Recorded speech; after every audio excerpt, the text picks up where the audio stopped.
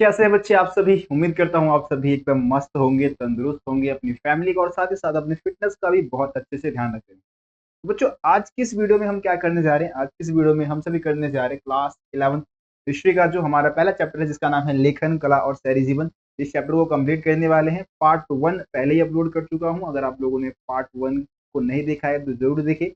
और आज की इस वीडियो में इस चैप्टर को हम कंप्लीट कर लेंगे। साथ ही साथ जो हमारे एनसीईआरटी बुक में कुछ बॉक्स दे रखे हैं, बॉक्स से भी क्वेश्चन पूछे जाते हैं आपके एग्जाम में, तो उन बॉक्स को भी हम करने वाले हैं। ठीक है, आइए चलिए शुरू करते हैं फिर आज की इस वीडियो। देखिए, पीडीएफ पीडीएफ कहाँ है?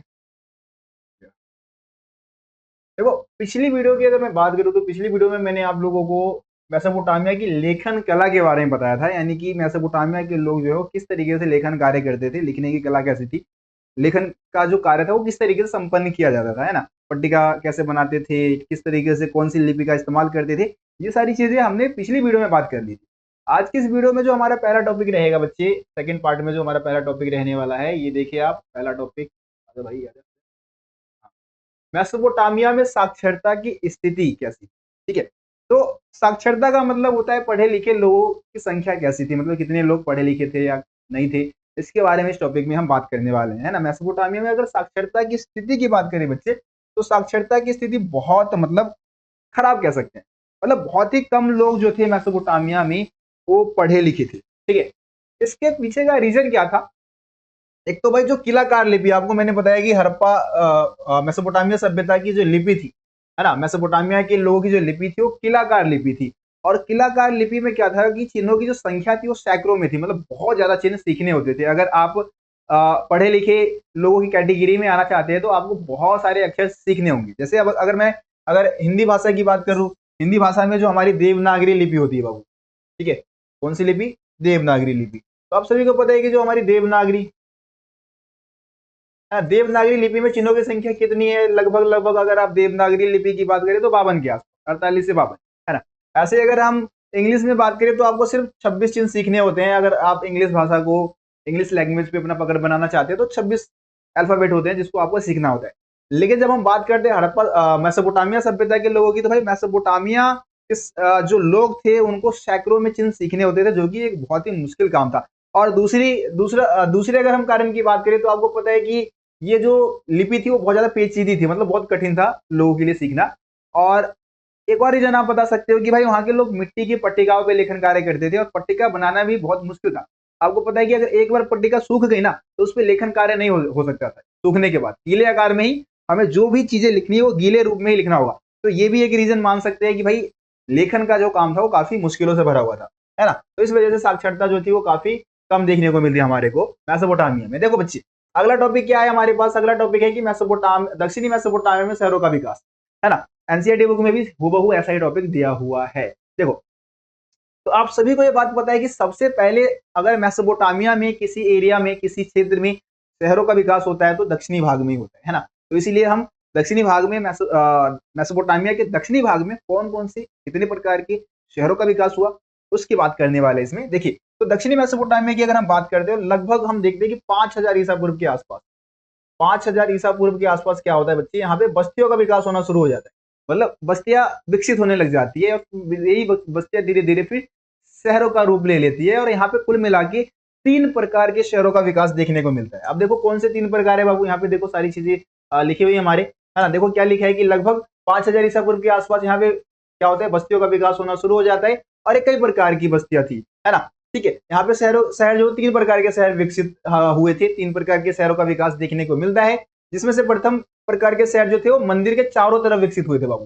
कैसे शहर थे? मंदिर के चारों तरफ विकसित हुए शहर थे, है ना। उसके बाद दूसरे प्रकार के शहरों की बात करें तो व्यापारी केंद्र के रूप में विकसित हुए, मतलब कि जहां पे व्यापारी केंद्र थे, जहां पे भाई लोगों को रोजगार मिलेगा, काम धंधे मिलेंगे, तो जाहिर सी बात है कि वहां पे लोग आएंगे, वहां पे लोग रहेंगे, है ना। तो ये इस तरीके से दूसरे प्रकार के शहरों का विकास होता है। तीसरे प्रकार के शहरों की बात करें तो शाही शहर, शाही शहर बोले तो जहां पे राजा महाराजा रहते होंगे। अब राजा महाराजा रहेंगे तो जाहिर सी बात है कि वहां पे ऑटोमेटिकली लोग जो आएंगे, अट्रैक्ट होंगे, वहां पे रहेंगे, तो वहां पे भी शहरों का विकास हो जाएगा। तो ये 3 प्रकार के जो शहर है उसका विकास हमें दक्षिणी मेसोपोटामिया में देखने को मिलता है।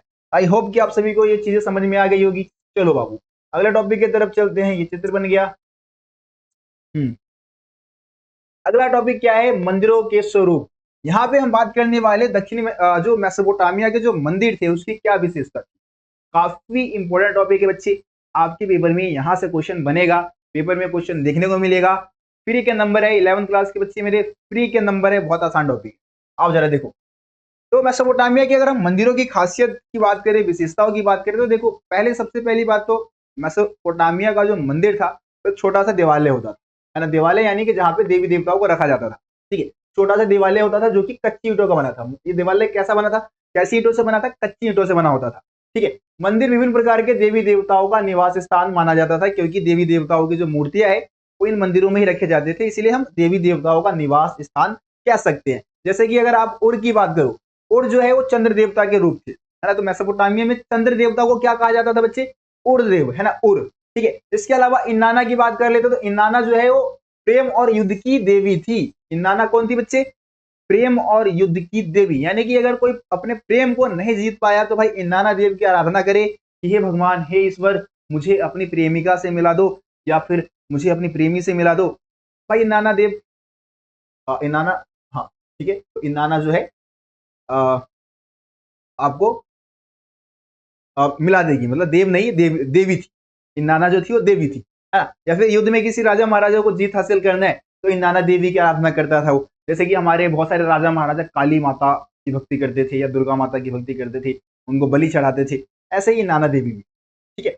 मंदिर ईंटों से बने होते थे, ये बात हमने ऊपर ही बात कर ली। समय के साथ इसका विस्तार होने लगा, मंदिर का धीरे धीरे समय के साथ साथ क्या होने लगा, विस्तार होने लगा, और इसके चारों तरफ खुले आंगन बनने लगे, चारों तरफ कई कमरे बनाए गए। पहले मान लो कि छोटा सिंपल मंदिर होता था, सिंपल, लेकिन फिर धीरे धीरे इसके चारों तरफ कमरे बनने लगे भाई, है ना, एक आंगन बना दिया बीच में। तो इस तरीके से मंदिर का विस्तार होता रहा लगातार, मंदिर का विस्तार होता रहा लगातार, ठीक है। कुछ मंदिर साधारण घरों की तरह ही होते थे, घर जैसे ही होते थे, क्योंकि मंदिर भी किसी न किसी देवी देवता का घर ही होता है भाई, वहां पे भी देवी देवताओं का निवास स्थान होता है एक तरीके से, तो इसको हम घर जैसा ही कह सकते हैं, ठीक है। मेसोपोटामिया के लोग मंदिर के देवी देवताओं को अनेक प्रकार के उपहार चढ़ाते थे, अनेक प्रकार की चीजें चढ़ाते थे, मछली, अंडे, अन्न आदि, है ना, दही, दूध, ये सारी चीजें अर्पण करते थे, ठीक है भाई। आया समझ में सबको, उम्मीद करता हूं सबको समझ में आ गया होगा ये टॉपिक। आगे बढ़ते हैं बच्चे, आगे कृषि क्षेत्र में संकट आने के कारण। देखो भाई मेसोपोटामिया, आपको पता है कि जैसे हम दक्षिणी मेसोपोटामिया में सबसे जो उपजाऊ भूमि थी अगर कहीं की थी, तो आप सभी को पता है कि दक्षिणी भाग की सबसे ज्यादा उपजाऊ दक्षिणी भाग की, बहुत अच्छी खेती होती थी। लेकिन फिर भी कई बार यहां आ जाता था संकट। क्या आ जाता था बाबू, संकट। अब संकट क्यों आ जाता था, मतलब खेती संकटग्रस्त क्यों हो जाता था, ठीक है, खेती में नुकसान क्यों होता था किसानों को, मेसोपोटामिया के किसानों को या फिर दक्षिणी मेसोपोटामिया के किसानों को। तो उसी के रिलेटेड हमारे टॉपिक है। देखो मैं ऐसे ही आपको समझा देता हूं। देखो मान लो कि आपको पता है कि दक्षिणी भाग में कौन सी दो नदियां बह रही है बाबू, कौन सी दो नदियां बह के आ रही है, कौन सी दो नदियां बहकर आ रही है, फरात और दजला, फरात और दजला, ठीक है। कौन सी दो नदी बह के आ रही है बाबू, फरात और दजला। मान लो कि ये फरात और दजला नदी की जलधारा है, ये जलधारा है, फरात और दजला, ठीक है, ये जलधारा है। अब यहाँ पे आप सभी को ये बात भी मालूम है कि भाई नदी के आसपास ही खेत होते थे, ज्यादातर खेत नदी के आसपास ही होंगे ताकि पानी आसानी से मिल जाए। मान लो यहाँ पे किसानों के खेत, ये किसानों के खेत है, मान लो नदी के किनारे किनारे किसानों के खेत है भाई, ठीक है। अब यहाँ पे भाई एक किसान बना देता हूँ मैं, मान लो हमारे चंगूलाल, इधर एक किसान बना देता हूँ, मान लो ये हो गए हमारे मंगूलाल, ठीक है, ये बन गए हमारे मंगूलाल, है ना, चंगूलाल, मंगूलाल, कुछ भी नाम दे दो, चलो।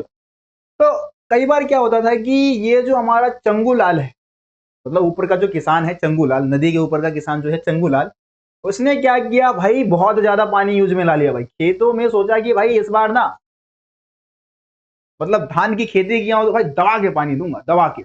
अब यहाँ ऊपर के किसान जो है भाई दबा के पानी यूज कर रहे हैं। अब जब ऊपर के किसान पानी ज्यादा, चंगूलाल ने ज्यादा पानी यूज कर लिया तो नीचे मंगूलाल परेशान हो जाएगा कि भैया अब मेरे खेतों का क्या होगा, है ना, अब कैसे मेरे फसल जो है वो सही हो पाएगा। जाहिर सी बात है, तो ऐसे उसका फसल खराब हो जाएगा क्योंकि भाई चंगूलाल ने ऊपर ज्यादा पानी यूज ला लिया। एक रीजन तो ये था कि भाई ऊपर के जो किसान होते थे, नदी के ऊपर के एरिया में रहने वाले किसान थे, वो कई बार पानी बहुत ज्यादा यूज में ला लेते थे, नीचे वाले लोगों को पानी नहीं मिल पाता था। अब कई बार क्या होता था कि भाई ऊपर वाले लोग, चंगूलाल बहुत ज्यादा कमीनापंती दिखा देता। कमीनापंती क्या दिखा देता कि इधर गाद वाद जमा देता, मतलब पानी चलो ठीक है पानी दे रहे लेकिन गाद जमा दिया, नदियों की सफाई नहीं कर रहे, गंदगी जमा दी। इसकी वजह से क्या होता था कि नदी की जो जलधारा है रुक जाती थी, मतलब नदी का बहाव रुक गया, पानी पूरा ऊपर ही बंद हो गया। ठीक है, तो इस वजह से भी नीचे वाले किसानों को पानी नहीं मिल पाता। कई बार भाई ये जो नदी है खुद नखरे दिखा रही है, और फरात और दजला नदी खुद नखरे दिखाने लग रही है। ये नदी की जलधारा ये है, किसानों का खेत ये रहा लाइन से, इधर लाइन से किसानों का खेत है, जलधारा ही बदल गई भाई। ये लो, मैं फरात और दजला नदी कहने लग रही है, हम तो भाई दूसरी दिशा में बहेंगे, है ना, हम उल्टी दिशा में बहेंगे। तो इस वजह से भी नीचे वाले किसान जो है, या फिर जो जिनका नदियों के किनारे जिन किसानों का जमीन था उनको पानी नहीं मिल पाता था। कई बार भाई अपना रुद्र रूप धारण कर लेती थी, फरात और दजला नदी अपना रुद्र रूप दिखा देती, मतलब कि इतना ज्यादा पानी आ रहा है कि सब बह जा रहे। चंगूलाल मंगूलाल का खेत और चंगूलाल मंगूलाल वो भी बह गया, वो भी पानी में बह गया। तो ये ऐसे कारण थे जिससे कि मेसोपोटामिया की जो कृषि थी वो संकटग्रस्त हो जाती थी, संकटों से घिर जाती। हमारी बात समझ में सबको? ओके सबको, चलो उम्मीद करता हूँ सबको समझ में आ गया होगा। ठीक है, तो ये आपके पॉइंट्स है भाई, स्क्रीनशॉट ले लो। जो पॉइंट्स मैंने बताए हैं हूबहू ऐसा ही लिखे हुए, कुछ भी अलग आपको यहाँ पे देखने को नहीं मिलेगा। ठीक है, ठीक है, ठीक है, तो आगे बढ़ जाते हैं। मेसोपोटामिया के लोगों के शहरी जीवन का वर्णन कीजिए। ठीक है, मेसोपोटामिया के लोगों का शहरी जीवन का वर्णन भाई अपने को यहाँ पे करने का है ना। आओ जरा देखते हैं मेसोपोटामिया के लोगों का शहरी जीवन कैसा था। तो कुछ हेडिंग्स के अकॉर्डिंग हमने यहाँ पे पॉइंट बनाए। जैसे कि अगर आप मेसोपोटामिया के शहरी जीवन की बात करो तो शहरी जीवन में ना भाई एक उच्च वर्ग होता था। उच्च वर्ग यानी कि धनवान लोग, बहुत पैसे वाले होते थे और ज्यादातर धन दौलत इन्हीं के कंट्रोल में होता था, ये बहुत अमीर होते थे शहरों में। ठीक है, एकल परिवार का प्रचलन था, यानी कि माता पिता और बच्चे जो है वो एक साथ रहते थे, एक साथ निवास करते थे। संयुक्त परिवार जो है, ज्वाइंट फैमिली को महत्व नहीं दिया जाता था। एकल परिवार, न्यूक्लियर फैमिली जिसको हम बोलते हैं, है ना इंग्लिश में, तो इसको महत्व दिया जाता था। ठीक है, और परिवार का मुखिया कौन होता था, जैसे कि आज भी होता है, अभी भी होता है, पिता परिवार के मुखिया होते थे। और विवाह की प्रक्रिया की बात करें तो भाई वर और वधु की इच्छाएं पूछी जाती थी, फिर दोनों की मंजूरी मतलब हो गई तो भाई अपना, ठीक है, शादी की घोषणा कर दी।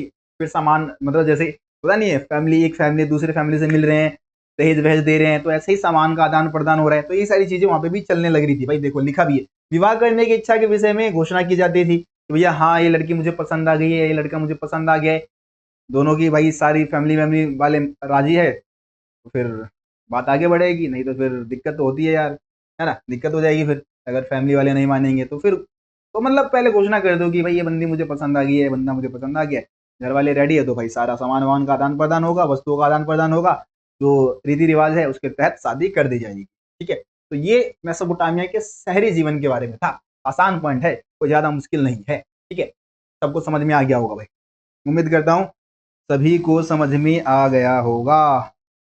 बढ़े आगे, बढ़े भाई आगे, चलो आज अब आ जाते हैं अगले टॉपिक की तरफ, उड़ नगर की व्यवस्था। काफी इंपोर्टेंट टॉपिक है भाई, लॉन्ग क्वेश्चन में आता है, शॉर्ट में तो बात करेगा ही नहीं, करेगा तो लॉन्ग में बात करेगा, तो ध्यान से अपने को समझना है। ठीक है, देखो आओ, तो उड़ नगर की बात करें, उड़ नगर की नगर व्यवस्था के बारे में क्वेश्चन आता है कि भाई उड़ नगर की नगर व्यवस्था की विशेषता बताइए। या फिर ऐसा क्वेश्चन आएगा कि उड़ नगर में नगर नियोजन पद्धति का अभाव था, इस कथन का वर्णन कीजिए, ऐसे भी क्वेश्चन आता है। तो आइए जरा समझते हैं इसको हम। हाँ, देखो उड़ नगर में क्या था बाबू, नगर नियोजन पद्धति का अभाव देखने को मिलता है, क्योंकि उड़ नगर की गलियां बहुत टेढ़ी मेढ़ी, बहुत पतली गलियां थी। ठीक है, और घुमावदार पहिएदार जो वाहन थे वो गलियों में घरों तक नहीं पहुंच पाते थे। ठीक है, टेढ़ी मेढ़ी गलियां थी, उड़ नगर की गलियां टेढ़ी मेढ़ी और बहुत छोटी होती थी। पहिएदार वाले जो गाड़ियां है ना, वो घर तक नहीं पहुंच पा रहे, तो भाई लोग सामान या तो अपने कंधे पे लोड करके अपने घरों तक लेके जाते थे, या फिर खच्चर है, घोड़ा है, गधा है, उन पे लोड करके लेके जाते थे। जल निकासी की व्यवस्था की बात करें तो देखो उड़ नगर में क्या था कि छत जो होता है ना, घर का जो छत है, छत का ढलान किस तरफ होता था, आंगन में, है ना, आंगन की तरफ होता था। और सारा जो पानी है आंगन में गिरता था, फिर आंगन में नाली के माध्यम से ये पानी सारा हौज में इकट्ठा होता था। हौज में, इसमें इकट्ठा हो जाता था बाबू, हौज में। तो ये थोड़ी सी आप नालियों के बारे में बता सकते हैं, जल निकासी के बारे में बता सकते हैं। दरवाजों का निर्माण तो देखो भाई उड़ नगर में कमरे के अंदर रोशनी खिड़कियों से नहीं आती थी, क्योंकि वहां के लोग जो थे वो खिड़कियां, घरों में खिड़कियां नहीं बनवाते थे, है ना, खिड़कियां घर में होती नहीं थी, बल्कि ये रोशनी कहां से आती थी, दरवाजों से आती थी। और दरवाजा जो है वो आंगन में खुलता था, मतलब फ्रंट साइड, जो घर का फ्रंट साइड है उधर की तरफ आंगन नहीं होता था, मतलब फ्रंट साइड की तरफ दरवाजे नहीं बनवाते थे, बैक जो आंगन की तरफ जो दरवाजा, मतलब जो आंगन साइड है, मतलब बैक साइड है घर का, उस तरफ दरवाजे बनवाते थे। ठीक है, जिससे क्या होता था कि घर की गोपनीयता बनी रहती थी। गोपनीयता मतलब कि घर की जो बातें घर में रहे, कोई ताका झाकी ना करे, है ना, कोई घर में देखे ना, घर में जो लड़ाइयाँ हो रही है मियाँ बीबी के बीच में, या फिर कुछ भी चलने लग रही है भाई, उसके बारे में किसी को पता ना चले। ठीक है, तो ये हो गया आपका। तो उसके बाद है अंधविश्वास। देखो भाई, घरों के निर्माण को लेके कई प्रकार के अंधविश्वास को भी मानते थे लोग, बहुत सारे अंधविश्वास भी को भी फॉलो करते थे, है ना। घरों के निर्माण के विषय में कई प्रकार के अंधविश्वास को माना जाता था, जैसे कि अगर घर की दहलीज ऊंची उठी होगी, जो घर की दहलीज होती है, दहलीज समझते होंगे आप, अगर दहलीज की ऊंचाई ज्यादा होगी तो ये क्या है भाई, ये धन दौलत लाने का संकेत है कि धन दौलत आएगा, है ना। और दरवाजा, अगर सामने का दरवाजा है जो है मेन गेट जो है, अगर दूसरे के घरों की तरफ ना खुले तो ये भी सौभाग्य की बात होगी भाई, इससे भी मतलब शुभ, इसको भी शुभ माना जाता था। ठीक है, तो ये पॉइंट भी आप बताओ। अगला एक कब्रिस्तान, देखो भाई ओडनगर, मेसोपोटामिया का जो ओडनगर है, ओडनगर से हमें एक कब्रिस्तान भी मिला है। ठीक है, इस कब्रिस्तान की खासियत क्या थी कि भाई इसमें मतलब लोगों को दफनाया जाता था, लेकिन कई बार हमने देखा कि ओडनगर के लोग अपने मृतकों को अपने घरों के, अपने फर्श के नीचे ही दफना दिया करते थे, है ना। ये भी रिवाज था, क्योंकि जब खुदाई हुई ओडनगर में तो वहां के घरों के नीचे से भी हमें कंकाल मिले, अस्थियां मिली है मानव शरीर की, जिससे इस बात की पुष्टि होती है कि अपने घर के नीचे ही ओडनगर के लोग अपने मृतकों को दफन कर देते। ठीक है भाई, उम्मीद करता हूं सबको समझ में आ गया होगा। समझ में आया? लाइक ठोको भाई, एक बार लाइक ठोको जरा। जब तक लाइक नहीं ठोकोगे मजा नहीं आएगा, एक लाइक ठोको, और जितने भी दोस्तों को शेयर कर सकते हो शेयर भी करो। ठीक है भाई, सबको करना है काम, सबको। चलो आओ, हाँ आओ भाई, अगले टॉपिक की तरफ चले। खानाबदोश पशुचारक निश्चित रूप से शहरी जीवन के लिए खतरा। ठीक है भाई, देखो खानाबदोश जो पशुचारक थे ना, खानाबदोश पशुचारक जो थे, वो शहरी जीवन के लिए खतरा क्यों थे? अब भैया देखो, खानाबदोश पशुचारक का मतलब क्या है, सबसे पहले ये समझो। बहुत सारे बाबू बच्चों को ये पता ही नहीं होगा कि खानाबदोश पशुचारक होते हैं। तो इनको हम घुमक्कर पशुचारक बोलते हैं, मतलब जो अपने पशुओं की चारे के तलाश में, पशुओं के खाने की, भोजन की तलाश में, उनके जो पशु होते थे उनके भोजन के तलाश में एक जगह से दूसरे जगह पे घूमते रहते हैं, उनको हम खानाबदोश पशुचारक बोलते हैं। गडरिये, क्या बोलते हैं, गडरिये भी बोलते हैं इनको, है ना, गडरिये, ये थोड़ा मिसप्रिंट हो गया, गडरिये। ठीक है, तो ये गडरिये शहरी जीवन के लिए खतरा कैसे बन सकते थे? खतरा भी थे और फायदेमंद भी थे भाई, दोनों ही पॉइंट आप बता सकते हो, खतरा भी और फायदेमंद भी। तो यहाँ पे खतरे वाले पॉइंट ज्यादा लिखे, फायदेमंद वाले पॉइंट मैं खुद बता दूंगा आपको। ठीक है, देखो क्या लिखा है कि खानाबदोश पशुचारक निश्चित रूप से शहरी जीवन के लिए खतरा थे। निम्नलिखित बात से हम इस बात को स्पष्ट कर सकते हैं। किसानों तथा गडेरियों के बीच अनेक प्रकार के झगड़े हो जाते थे भाई, है ना। कई बार क्या होता था, किसान और जो पशुचारक होते थे उनके बीच में झगड़े होते रहते थे। झगड़े के कई कारण थे। गडेरिये कई बार अपनी भेड़ बकरियों को पानी पिलाने के लिए बोए हुए खेतों से गुजारते थे। मान लो कि भैया, मान लो इधर हमारे, अब इधर नदी बह रही है, ठीक है, आप सभी को पता है कि भाई पानी पिलाने के लिए, पशुओं को पानी पिलाने के लिए नदी तक तो लेके जाना होगा, और किसानों का खेत कहाँ है, नदी के किनारे ही है। अब इस वजह से क्या होता था कि जब उनके पशु जा रहे इधर से, पशु जब इनके जाते थे तो खेतों को, बोए हुए खेतों से गुजरते थे। इससे क्या होता था कि उनका फसल बर्बाद हो रहा है किसानों का। साथ ही साथ जो जानवरों के जो खुर होते थे, खुर मतलब समझते हो ना, जो पैर का जो हिस्सा होता है, उससे जमीन हो जा रहे बंजर। जमीन बंजर हो जाएगा तो भाई खेती नहीं होगी, है ना। और इसके अलावा ये गड़ेड़िए जो थे, पशुचारक जो होते थे, खानाबदोश पशुचारक, ये लुटेरे भी थे। कई बार क्या करते थे, हमला बोल दिया भाई, किसानों के गांव पे हमला बोल दिया, है ना, और सारा सामान लूट लिया, सारा माल लूट लिया और रफू चक्का हो गए। तो ये भी तो भाई कहीं ना कहीं शहरी जीवन के लिए ये अव्यवस्था को दर्शाता है। शहरी जीवन के लिए शांति व्यवस्था जरूरी है, लेकिन ये अव्यवस्था फैला रहे हैं। तो ये ऐसे रीजन थे जिससे कि ये खानाबदोश पशुचारक शहरी जीवन के लिए खतरा उत्पन्न करते थे, लेकिन ये फायदेमंद भी थे। ये इनके पशुओं से भाई मांस मिल रहा है लोगों को, दूध मिल जा रहा है, पनीर मिल जाएगा, घी मिल जाएगा, है ना, तो लोगों की जरूरतों को भी पूरा कर रहे हैं। कई बार ये खानाबदोश पशुचारक स्थायी रूप से एक जगह पे बस गए, स्थायी रूप से रहना शुरू कर दिया।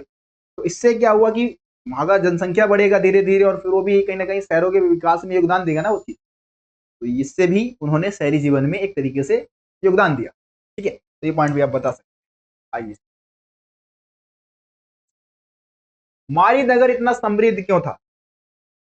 मारी नगर इतना समृद्ध क्यों था? ठीक है, तो हम सबको पता है कि भाई अगर हम मेसोपोटामिया के नगरों की बात करें, उरुक, मारी, बेबीलोन, है ना, ये सारे नगर थे।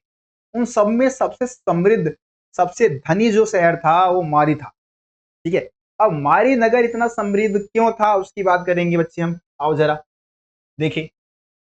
देखो, तो मारी नगर जो था वो व्यापार के कारण, है ना, व्यापार के आधार पर समृद्ध हुआ था। मतलब व्यापार जो वहां पे हो रहा था उसकी वजह से समृद्ध होने वाले नगरों का बहुत ही बेहतरीन एग्जाम्पल है। यहाँ से लकड़ी, तांबा आदि नाव के द्वारा फरात नदी के रास्ते दक्षिणी और तुर्की, सीरिया तक लाया जाता था, है ना। जो दक्षिणी भाग है, दक्षिणी तुर्की है और सीरिया है, यहाँ तक लाया जा रहा है। ठीक है, ले जाया जाता था। मारी नगर के अधिकारी लदे माल की जांच करते थे। जो भी, जैसे मारी नगर है ना, मारी नगर जो है फरात नदी के किनारे स्थित है। यहाँ पे क्या है, बंदरगाह।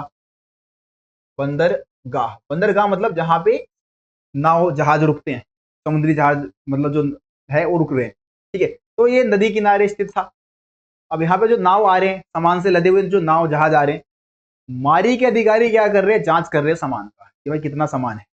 और सामान की जांच करने के बाद उसमें से 10% क्या वसूल रहे बाबू, शुल्क वसूल रहे, 10% का टैक्स वसूल रहे, है ना। और ये मिलने वाले टैक्स की वजह से ही जो मारी नगर था वो इतना ज्यादा समृद्ध होता चला जा रहा था। इन कारणों की वजह से मारी नगर काफी ज्यादा समृद्ध हो गया टैक्स मिलने की वजह से। ठीक है, तो उम्मीद करता हूँ ये टॉपिक भी आपको समझ में आ गया होगा। आगे कुछ है?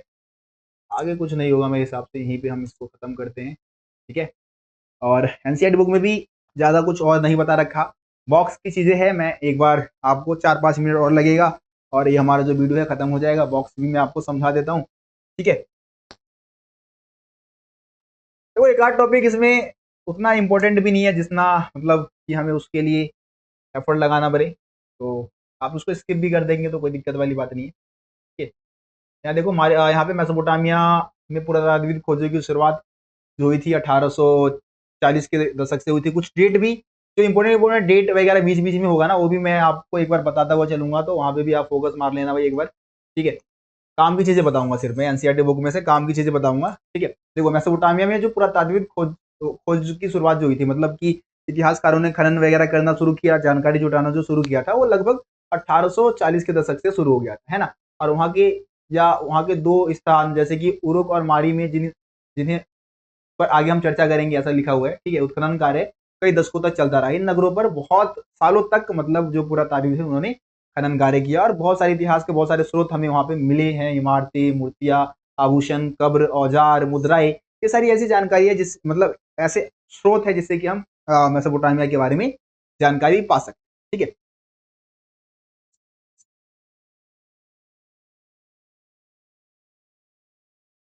यहाँ पे बाइबल में जो जल उपलावन की जो कहानी है उसके बारे में बता रखा है। मतलब कि जब बाइबल की एक कहानी है जिसमें पूरी दुनिया में मतलब बाढ़ आ गया, पूरी दुनिया बह गई थी। उस समय क्या हुआ था कि नोआ नाम का जो एक मनुष्य है उसको ईश्वर ने चुना था और नोआ ने एक बहुत विशाल नाव बनाई थी। और नाव बनाने के बाद हर एक जीव का, हर एक जीव जंतु का एक एक जोड़ा उस नाव पे रख लिया था, है ना। और फिर उसी से आगे सृष्टि जो है आगे बढ़ा है, उसके बारे में दे रखा है। तो कोई खास इंपॉर्टेंट नहीं है भाई, खास इंपॉर्टेंट नहीं है, रहने देते हैं इसको।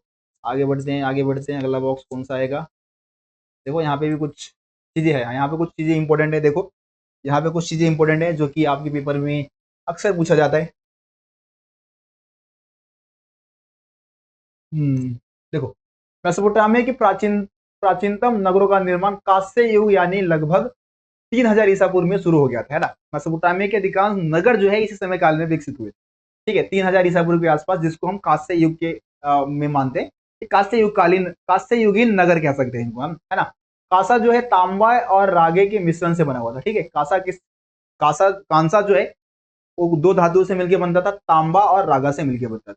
कांसे के इस्तेमाल का मतलब है कि ये धातु दूर से मंगाई जाती थी। मतलब कि मेसोपोटामिया के लोग इन धातुओं को दूर से मंगाते थे और बढ़ई का सही काम करने, मनकों में छेद करने, पत्थर की मुद्राएं उकेड़ने, फर्नीचर में जोड़ने, सीपी काटने आदि कामों के लिए धातु के औजारों की जरूरत पड़ती थी। मेसोपोटामिया के हथियार भी कांसे के ही होते थे, है ना। उदाहरण के लिए भालों की नोक कांसे की बनी होती थी। तो ये कांसे युगीन सभ्यता कह सकते हैं हम मेसोपोटामिया को। ठीक है, क्योंकि कांसे का जो इस्तेमाल है, लोहे का इस्तेमाल उस समय में भाई हुआ नहीं था। अरे ये देखो, ये वारका सीड्स, ये एक स्त्री की है ना, मूर्ति है देखो 3000 ईसा पूर्व के आसपास और नगर में स्त्री का या सिर का एक सफेद संगमरमर को तराश कर बनाया गया मूर्ति है। ठीक है, ये देखो। तो इसकी आंखों और भौहों में क्रमश नीले लाजवर्ड तथा सफेद सीपी चढ़ाई गई थी, है ना। आंखों में क्या चढ़ी है भाई, नीले कलर का एक लाजवर्ड मणि होता है, वो इसकी आंखों में चढ़ाया गया है, और सफेद सीपी इसकी आंखों में चढ़ाया गया है। ठीक है, और काले डामर की जराई की गई है इस पे। सिर के ऊपर एक खांचा बना हुआ है। तो देखो यहाँ पे जो आपके पेपर में जो पूछा जाता है ना बाबू, ये पूछा जाएगा कि ये जो वारकार शीर्ष है ये मूर्ति कहाँ से मिली है, तो उरुक नगर से मिली है। कब बनाई गई थी, 3000 ईसा पूर्व के आसपास बनाई गई थी। ठीक है, और इसके आंखों पे किस चीज को चढ़ाया गया था या किससे इसका निर्माण हुआ था इसकी आंखों का, तो लाजवर्द मणि से और सफेद सीपी से इसका निर्माण हुआ था। ये आपके पेपर में पूछा जाता है। ठीक है, आगे बढ़ जाते हैं अगले बॉक्स की तरफ। इंपॉर्टेंट नहीं है, हटाओ हटाओ हटाओ हटाओ हटाओ हटाओ हटाओ हटाओ हटाओ हटाओ हटाओ हटाओ हटाओ हटाओ हटाओ। इंपॉर्टेंट नहीं है, इंपॉर्टेंट नहीं है। चलो यहाँ बॉक्स है ही नहीं, वैसे तो कोई खास बॉक्स नहीं दे रखा। इसमें भी कुछ नहीं है भाई, ये मोहर है देखो, ये मेसोपोटामिया सभ्यता की मोहर है ना। 5 पुरानी बेलनाकार मोहर और उनकी छापे। ठीक है, तो ये मोहर है। ये चित्र आ जाता है कि भाई ये पहचान कर बताइए कि किस चीज का चित्र है, तो मोहर थी।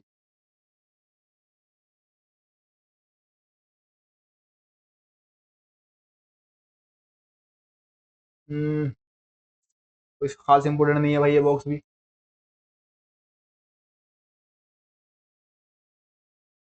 दो बॉक्स है, ये भी नहीं है, इसको भी आप खुद पढ़े भाई। मैं अभी तक कभी इसमें से आया नहीं, इसमें से कभी क्वेश्चन आया नहीं पेपर में। लास्ट के दो बॉक्स है जो कि इंपॉर्टेंट है, जिसमें से पेपर में आता है क्वेश्चन, वो मैं आपको बता देता हूँ। ठीक है, जरा इसको देखिए, इसको देखिए, एक पूरा पूरा कालीन पुस्तकालय। ठीक है, यहाँ से जो इंपॉर्टेंट चीज है इस बॉक्स में से जो पेपर में आपके पूछा जाएगा, यहीं से आएगा क्वेश्चन, आएगा भी तो, है ना। देखो ये वाले लाइन, ऊपर वाले लाइन में कोई खास चीजें नहीं दे रखी है। बड़े बड़े असीरियाई शासक जो बाहर से आकर बसे थे, दक्षिणी क्षेत्र बेबीलोनिया को उच्च सांस्कृतिक का केंद्र मानते थे। मतलब बेबीलोनिया जो शहर था उसको एक सांस्कृतिक केंद्र के रूप में देखा जाता था। उसमें से आखिरी राजा जो यहाँ का बेबीलोनिया का जो अंतिम राजा था, अशुरबनीपाल था, है ना। उसने क्या किया था, उत्तर में स्थित अपनी राजधानी निन्वे में एक पुस्तकालय की स्थापना की थी। ठीक है, तो इसने अपनी राजधानी राजधानी क्या थी भाई, अशुरबनीपाल की राजधानी क्या थी, निन्वे। और निन्वे में इसने क्या किया था, एक पुस्तकालय, एक लाइब्रेरी की स्थापना करवाई थी। और इसने इतिहास, महाकाव्य, सुकुन साहित्य, ठीक है, ज्योतिष विद्या, स्तुतियों और कविताओं की पट्टिकाओं को इकट्ठा करने का बहुत प्रयास किया था, और उसमें सफल भी रहा था। ठीक है, तो ये इसके बारे में बता रखा है, यहीं से क्वेश्चन आपके पेपर में पूछा जाएगा, और कोई खास जानकारी इसमें नहीं दे रखी है ना। ठीक है, एक बार इसको फिर भी पढ़ लेना भाई, ये बॉक्स इंपोर्टेंट है। इसके अलावा एक और बॉक्स यहाँ पे दे रखा है,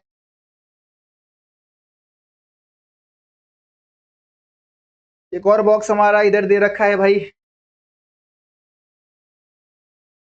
दक्षिणी कछार के एक सूरवीर नवोपोलासर, नवोपोलासर, ठीक है। नवोपोलासर ने क्या किया, बेबीलोनिया को 625 ईसा पूर्व में असीरियाई आधिपत्य से मुक्त करा दिया। तो नवोपोलासर जो है वो फिर बेबीलोनिया का शासक बनता है। ठीक है जी, असीरियाई जो राजा थे उनसे मुक्त कराया इसको। ठीक है, उसके उत्तराधिकारियों ने अपने राज्य क्षेत्र का विस्तार किया और बेबीलोन में भव्य निर्माणों की परियोजनाएं पूरी की। उस समय से लेकर 500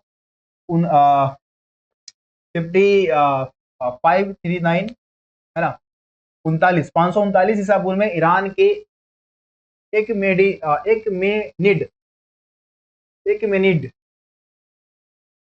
एक मेनिड लोगों द्वारा विजित होने के बाद और 331 ईसा पूर्व में सिकंदर से पराजित होने तक बेबीलोन दुनिया का एक प्रमुख नगर बना रहा। ठीक है जी, सिकंदर ने जब यहाँ के राजा को हराया, उस समय तक बेबीलोन जो था वो दुनिया का सबसे विशालतम नगर बना रहा।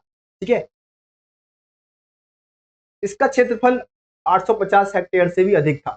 ठीक है, बेबीलोन का जो हम बात कर रहे हैं, बेबीलोन जो है नगर था, उसका क्षेत्रफल कितना था, 850 हेक्टेयर से भी अधिक। इसकी चार दीवारी तिहरी थी, इसमें बड़े बड़े राजमहल और मंदिर मौजूद थी। एक जिगुरात यानी सीढ़ीदार मीनार भी था। ठीक है, जिगुरात बहुत इंपॉर्टेंट वर्ड है भाई, बहुत इंपॉर्टेंट वर्ड है जिगुरात। जिगुरात मतलब क्या होता है, सीढ़ीदार मीनार। ठीक है, तो ये चीज है। एक और राजा का नाम यहाँ पे नीचे दे रखा है, नेबोनिडस, ठीक है, नेबोनिडस स्वतंत्र बेबीलोन का अंतिम शासक था भाई। नेबोनिडस जो था वो बेबीलोन का अंतिम शासक था। उसने लिखा है कि उर के नगर देवता ने उसे सपने में दर्शन दिए और सुदूर दक्षिण के उस पुरातन नगर का कार्यभार संभालने के लिए एक महिला पुरोहित को नियुक्त करने का आदेश दिया। ये सब फालतू की चीजें, बस ये याद रखो कि अंतिम राजा कौन था, नेबोनिडस, ठीक है, बस। और कुछ खास नहीं है इस बॉक्स में, बाकी एक बार बॉक्स को रीड कर लेना भाई, ठीक है, बस खत्म है, चैप्टर की कहानी खत्म है, चैप्टर खत्म है। तो वैसे उम्मीद करता हूं कि आज के इस वीडियो में जितने भी टॉपिक आपको समझाए हैं समझ में आ गया होगा। किसी भी टॉपिक में रत्ती भर भी डाउट हो कमेंट में बेझिझक आप मुझे बता सकते हैं, और उम्मीद यही करूंगा, मतलब कोशिश यही करूंगा कि अगली वीडियो में अगर कुछ भी मतलब आपका डाउट रहता है तो उसको मैं क्लियर कर दूंगा, ठीक है। तो मिलते हैं फिर आप सभी से अगली वीडियो में, तब तक के लिए जय हिंद जय भारत। आप सभी अपना ध्यान रखिए, धन्यवाद।